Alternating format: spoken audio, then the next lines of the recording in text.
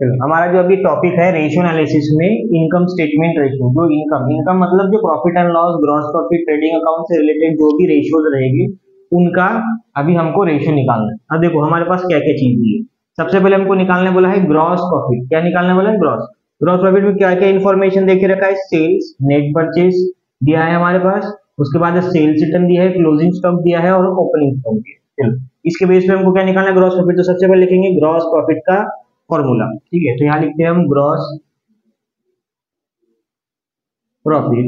Formula बनेगा gross profit divided by net sales multiply by 100।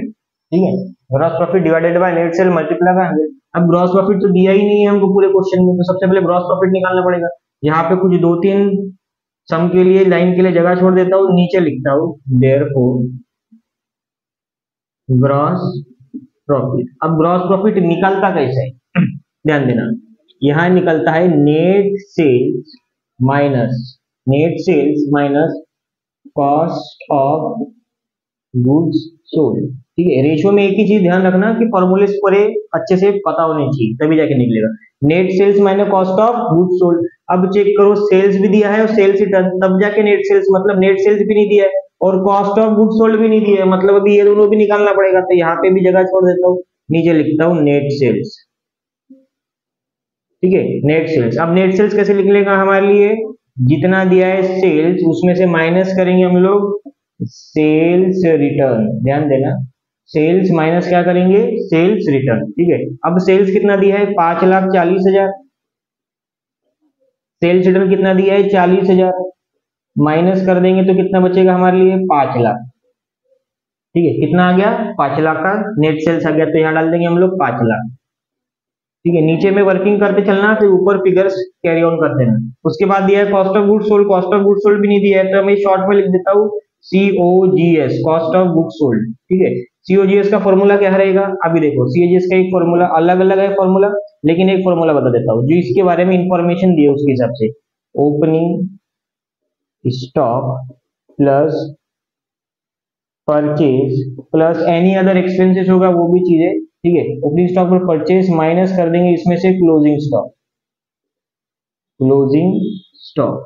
ठीक है, ध्यान दें, ओपनिंग स्टॉक कितना दिया है हमारे पास? 90,000 का। ठीक है, प्लस परचेज निकाल के दिया है 3,00,000 का, माइनस करेंगे इसमें से क्लोजिंग स्टॉक कितना दिया है? 50,000। ठीक है, 3,90,000 50 माइनस किया 3,40,000। ठीक है, सीधा सीधा फिगर ये निकल जाएगा हमारे लिए। COGS 3,40,000, ये माइनस कर देंगे हम लोग 5 में से 3, मतलब 1 6 बचा 4, 1,60,000। ठीक है, तो ये निकला ग्रॉस प्रॉफिट। कितना निकला है? 1,60,000। अब 1,60,000 निकल गया तो यहाँ लिख देंगे हम लोग 1,60,000 डिवाइड कर देंगे इसमें से नेट सेल्स। ये नेट सेल्स निकाले हो आप लोगों ने, यहाँ पे कितना निकाले हो? 5,00,000। ठीक है, मल्टीप्लाई कर देंगे 100 से। 1 2 3, 1 2 3 शून्य का कैंसिल, ये 2 शून्य इससे कैंसिल, कितना बचा? 160 डिवाइड बाय 5, 5 5 कितना गया? 5 3 15। ठीक है, एक बचा, 5 2 32। ये आ जाएगा GP ratio, gross profit ratio कितना बना है? 32%। मल्टीप्लाई बाय 100 रहा तो परसेंटेज लगाना कंपलसरी है। समझ गया? ये था ग्रॉस प्रॉफिट का। अब सेकेंड चीज हमारे लिए कौन सा क्वेश्चन दिया है हमारे लिए? ठीक है, ये समझ गया होगा सभी लोगों को। अब सेकेंड चीज जो दी है हमारे पास, कौन सी दी है? नेट प्रॉफिट की। ठीक है, तो चलो हम एक एक चीज निकाल लेते हैं। सबसे पहले gross profit of the ABC limited, calculate net profit. अब देखो हमारे लिए दो रेशियो दिए, एक पहला ग्रॉस प्रॉफिट का निकल गया, अब सेकेंड है नेट प्रॉफिट।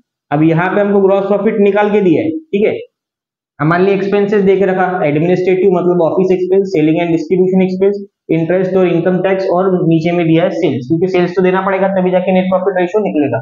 अब सबसे पहले हमारे लिए क्या निकालना है? Net profit ratio. तो इसका फॉर्मूला लगा लेंगे, नेट प्रॉफिट रेशियो। जैसे ग्रॉस प्रॉफिट रेशियो में जीपी बाय सेल्स था, वैसे यहाँ पे आएगा एनपी। तो यहाँ लिख देंगे net profit divided by net sales. ठीक है, मल्टीप्लाई बाय 100। चलो एक एक चीज सबसे पहले देख लेते हैं नेट प्रॉफिट। अब नेट सेल्स मतलब सेल्स तो निकाल के दिया हमारे लिए, तो वो तो कोई दिक्कत वाली बात नहीं है, तो डायरेक्ट लिख देंगे यहाँ पे डिवाइडेड बाय सेल्स 20,00,000। क्योंकि रिटर्न तो दिया नहीं है। अगर रिटर्न होता तो रिटर्न माइनस करने के बाद नेट सेल्स आ जाता। अब रिटर्न नहीं है तो सीधा सीधा जितना सेल है उतना ही नेट सेल्स रहेगा, मल्टीप्लाई बाय 100 लिख देंगे। अब हमारे पास नेट प्रॉफिट नहीं है, तो नेट प्रॉफिट लिखने के लिए क्या करेंगे हम लोग, सबसे पहले यहाँ लिखता हूँ ग्रॉस प्रॉफिट। अब कैसे निकालेंगे, ग्रॉस प्रॉफिट में से सारे एक्सपेंसेस क्या कर देंगे माइनस, तो यहाँ लिख देते हैं हम लोग ग्रॉस प्रॉफिट। ठीक है, यहाँ रुपीज का सिंबल दे देता हूँ, नहीं तो यहाँ थोड़ी जगह छोड़ देते। ठीक है, नीचे लिखता हूँ रुपीज। ठीक है, ग्रॉस प्रॉफिट